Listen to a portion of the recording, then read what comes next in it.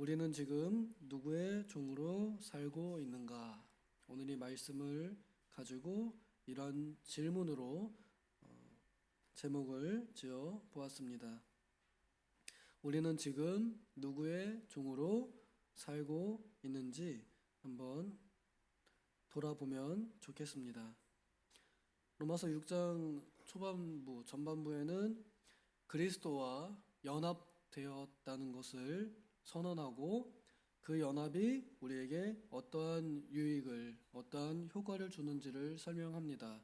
그리스도와 함께 연합되었기 때문에 그리스도의 십자가가 우리의 것이 되었고 그리스도의 부활이 우리의 것이 되어서 십자가 같은 고난도 감당하게 하시고 또한 그 고난 속에 넘어져도 부활과 같은 힘으로 다시 일어날 수 있는 성도에게 견고한 인내를 주셨다 하는 것을 가르쳐 주고 그리스도께서 죄를 이기시고 이제 법 아래, 율법 아래에서 벗어나 의 아래에서, 은혜 아래에서 머물게 되신 것처럼 우리도 은혜 아래에서 죄에 대하여 자유로운 삶을 살도록 가르치고 있습니다.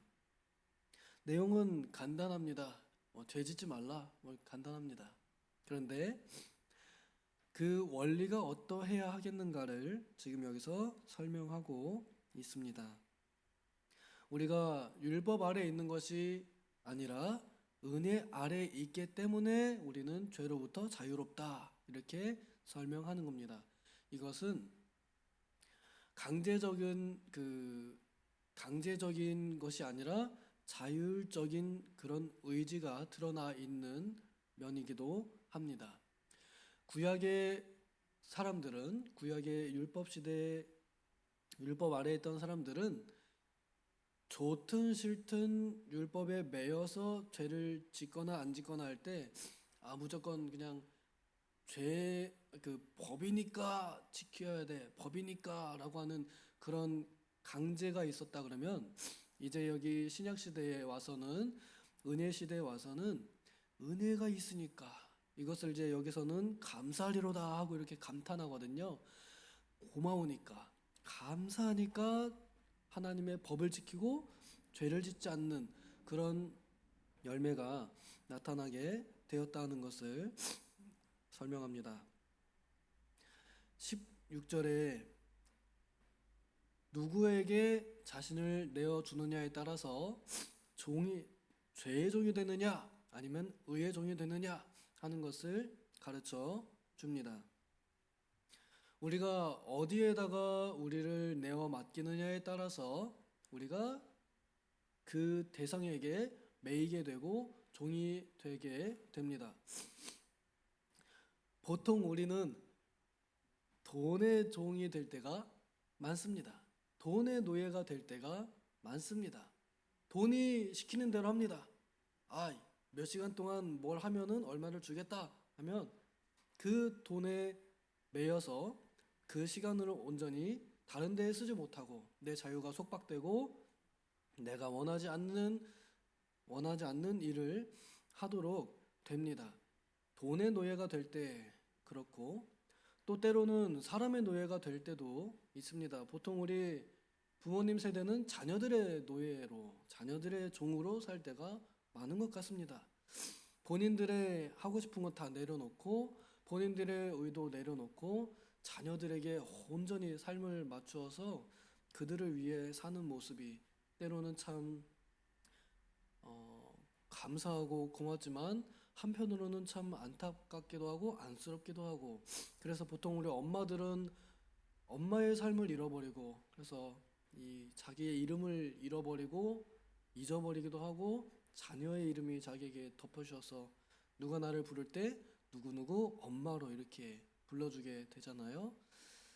사람에게 매여서 사람의 종이 될 때도 있고 그리고 때로는 이제 잘못 약속한 것들을 어쩔 수 없이 지키느라고 예를 들면 이제 뭐 보증을 선다거나 아니면은 뭐 맹세를 했다거나 내기를 했다거나 그래서 내가 원하지 않는데 매이는 경우도 있습니다. 보통 우리는 원하지 않는 그런 노예 생활, 그런 종의 생활을 할 때가 많은데, 성경에서 말하는 좋은 종이 있다면 그것은 단연 예수 그리스도의 종으로, 하나님의 종으로 살 때, 그때가 가장 좋은 때입니다. 지금 이제 그 때를 향해서, 그 때를 위해서 나아가는 말씀입니다. 이때 우리가 어디에 순종하느냐, 그 순종의 대상을 분명하게 알고 있는 것이 중요하다는 것을 우리는 다 알고 있습니다. 누구에게 순종해야 되는지는 알고 있는데, 중요한 건, 문제는 내가 그걸 자각하고 있느냐 마느냐, 거기에 이제 달려 있는 것 같습니다. 지금 내가 하고 있는 행동이 하나님께 대한 순종인지 아니면 다른 대상인지, 그걸 스스로 깨달으면 은혜가 있다고 저는 생각합니다. 우리가 돈을 벌러 가도, 똑같이 돈을 벌러 가도 내가 누구를 위해서 이 돈을 벌러 가는가? 그냥 그저 돈만을 위해서 가는 것이냐? 아니면 이 돈을 벌어서 다른 어떤 일을 하기 위한 것인가? 거기까지 생각이 미치는지 한번 생각해 볼 필요가 있고, 자녀를 양육할 때에도 내가 왜 이 자녀에게 이렇게 매여가지고 종노릇을 하는가? 그것도 왜 이 자녀를, 저는 이 자녀를 양육하는 것도 또한 당연히 하나님의 자녀로 양육하기 위해서 매일 때에는 온전히 하나님의 뜻에 매인다고 생각합니다. 그러나 반대로 내 자녀를 내 자랑거리로 삼으려고, 서울대 보내려고, 막 삼성 보내려고 그렇게 하는 것은 과연 누구의 종으로 사는 것인지 한번 생각해 볼 필요가 있다고 생각합니다. 누구의 종으로 지금 내가 살고 있는가 자각하는 것, 이것이 또한 은혜이고, 이것이 자각이 되는 사람들은 이제 가끔씩 이런 감탄이 나오는 거죠. 17절에 감사하리로다 하고, 하나님께 감사하리로다. 물론 그 행실을 보면은 크게 다르지 않을 수도 있습니다. 원래 우리는 다 전적으로 부패했고 타락했기 때문에 하나님 마음에 아주 합당하게 죄 하나도 안 짓는 그런 삶 살기 어렵습니다. 겉으로 볼 때는 다 도토리 키재기입니다. 거기서 거기입니다. 율법에 매인 사람들이나 은혜 아래에 있는 사람들이나 겉모습으로 볼 때는 크게 자랑할 것이 없는 사람들이죠. 그러나 아는 것, 하나님께 감사할 줄 아는 것, 내가 죄의 종이 었었는데 이제는 의의 종이 되었다는 것, 아는 것, 그래서 하나님께 감사가 나온다는 것, 이게 큰 차이인 것 같습니다. 그럼 마음의 자세가 달라지거든요. 하나님의 말씀이, 계명이 무거운 것이 아니게 될 수 있습니다. 구약의 이스라엘 백성들은, 율법에 매여 있던 사람들은 그저 율법이 무거웠습니다. 사랑이 빠졌기 때문에, 감사가 빠졌기 때문에 무거웠습니다. 하나님께서 십계명 주실 때에 그 서언에다가 나는 너희를 이집트의 종되었던 바로의 종이었던 데에서 구원해낸 여호와다, 이렇게 선언하시거든요. 그래서 너희는 감사하면서 내 법을 지키면 행복하다라고 알려주셨는데, 그거는 쏙 빠지고 그저 하나님만 섬겨라, 그리고 뭐 부모님 순종해라, 간음하지 마라, 살인하지 마라, 거짓말하지 마라, 도둑질하지 마라, 이런 하라 마라 거기에만 매여가지고 감사를 잃어버렸기 때문에 그들이 그 율법을 무겁게 여겼고 그 율법 아래에서 괴로워했습니다. 하나님께서도 그것을 굉장히 안타까워하시면서 제발 마음에 감사를 가지라고, 사랑을 가지라고 했지만 사람들은 그것을 받지 않았고 싫어했습니다. 오늘날도 우리들에게 그러한 마음이 있을 수 있습니다. 하나님의 말씀을 순종할 때에 그 마음의 방향이 어디로 가 있느냐에 따라서 달라질 수 있습니다. 겉으로 보이는 내 체면, 혹은 그 이전과 같이 해왔던 습관, 이런 것에 매여서 하려 그러면 힘듭니다. 무겁습니다. 의의 종으로 산다는 건 너무나 어려운 일입니다. 그런데 감사함으로 살고자 한다면 할만합니다. 아, 이제는 내가 맨날 죄에게 지기만 하는 그런 삶이 아니라 이길 수 있는 사람으로 바꾸어 주셨다. 그러니 해볼 만하다. 이런 마음을 가지게 되면 죄를 이겨보고자 하는 것이 재미도 있습니다. 공감이 가시나요?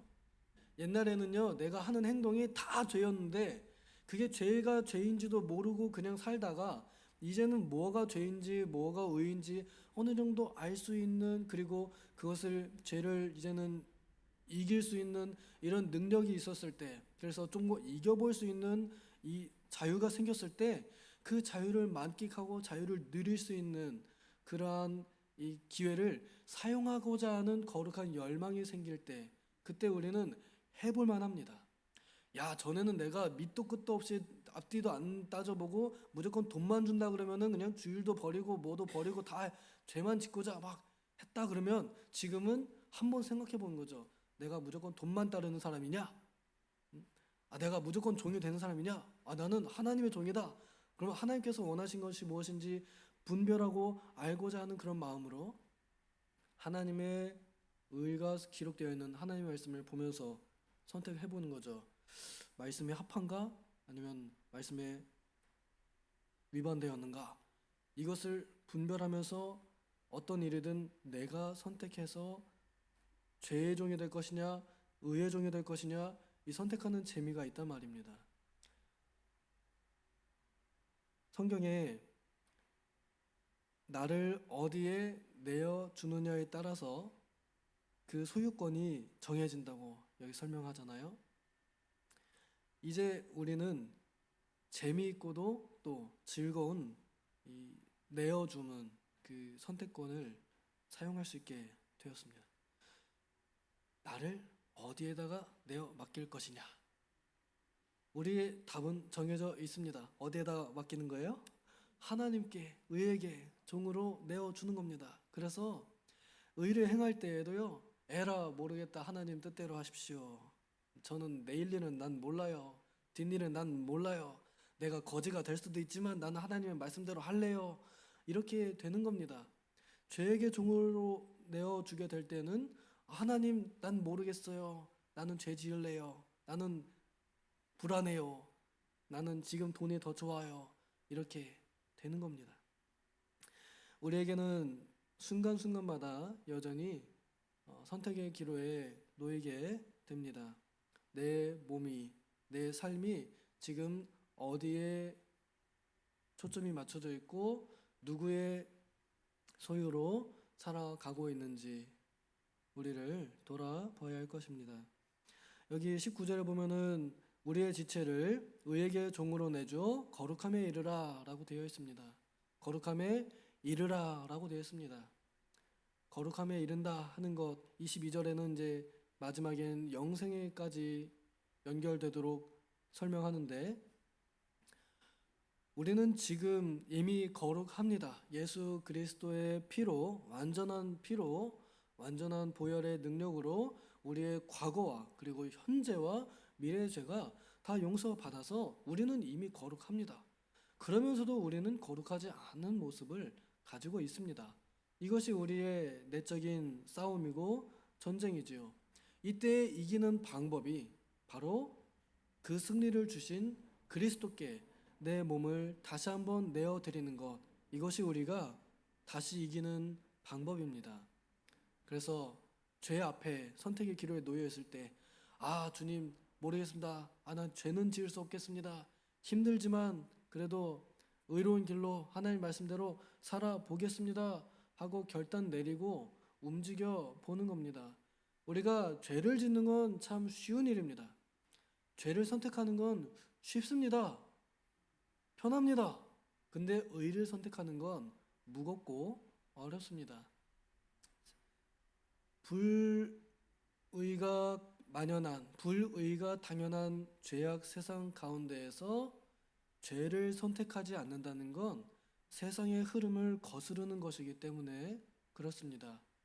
사실 세상이 하나님을 거슬렀기 때문에 그렇지만, 하나님께서는 그 하나님을 거스르는 세대 가운데 우리를 두셔서 거기서 세상을 거스르는 거룩함을 훈련하도록 우리를 내어 놓으신 겁니다. 그래서 거기서 하나님께 우리를 내어 드리느냐 마느냐 이 연습을 하도록 하셨습니다. 우리의 마지막을 또 우리의 목표를 아는 것은 중요합니다. 22절에 보면은 거룩함에 이르는 열매를 맺었으니 그 마지막은 영생이라 되어 있죠. 우리가 무엇을 위하여 우리 자신을 죄에게 내어주지 않고 의에게 내어주느냐? 우리는 영생을 바라보고 있기 때문에 그렇습니다. 영원한 생명을 바라보고 있기 때문에 그렇습니다. 영생을 맛보기 위해서 우리는 우리를 의의 종으로 내어 주어야 합니다. 교회 다니는 것이 재미가 없고 맛이 없다? 하나님의 말씀대로 사는 것이 재미가 없다? 그러면 우리는 잘못 가고 있는 겁니다. 영생을 맛보는 길은 죄에게서 멀어지는 길이고 하나님께로 우리를 내어 드리는 것인데 한번 생각해 봐야 됩니다. 신앙생활이 맛이 없다, 재미없다? 그럼 나는 지금 하나님께 나를 내어 드린 게 아닐 수도 있습니다. 물론 다 그런 건 아니겠지만 보통 그렇습니다. 심지어 신앙생활도 내가 나를 위해서 할 때는요 재미가 없습니다. 왜냐하면 신앙생활은 내 뜻대로 안 되기 때문에.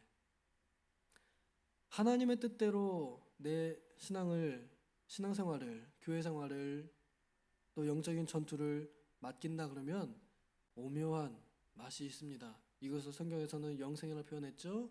저는 이것을 쉬운 말로 행복이라고 번역하고 싶습니다.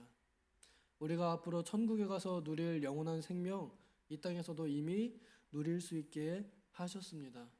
천국에서 누릴 행복을 이 땅에서도 미리 맛보게 하셨습니다.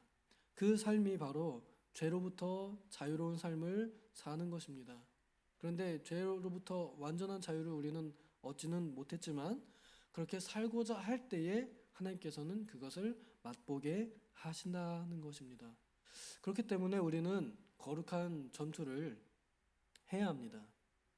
우리 광복절인데 우리 독립투사들께서 열사들께서 우리나라의 자유를 위해서 얼마나 싸우셨습니까?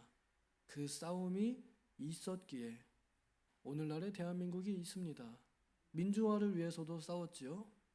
오늘날 우리 성도들도 여전히 죄로부터의 자유를 위하여 성도 독립 만세를 외쳐야 됩니다. 죄로부터 독립하였다 계속 꾸준히 외쳐야 됩니다. 그렇지 않으면 우리는 여전히 죄에게서 독립한 게 아닙니다. 이미 독립을 얻었는데 스스로 다시 죄에게 종으로 돌아가는 길이거든요. 예수 이름 외치며 예수 독립 만세 외치면서 사는 거 중요합니다.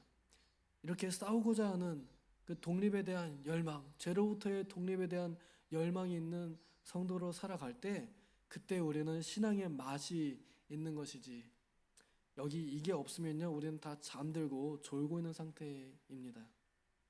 그래서 오늘 제목을 이렇게 지었습니다. 우리는 누구의 종으로 지금 살고 있는가 하는 것입니다. 교회는 다니지만 영생의 맛이 없다. 교회는 다니지만 겉모습이 교회 다니는 사람 같지 않다. 그러면 우리는 싸우고 있지 않다. 우리는 지금 독립투쟁하고 있는 게 아니다. 우리는 이미 죄에게 내주었다. 우리는 이미 지금 죄의 종으로 살고 있다 하는 것입니다.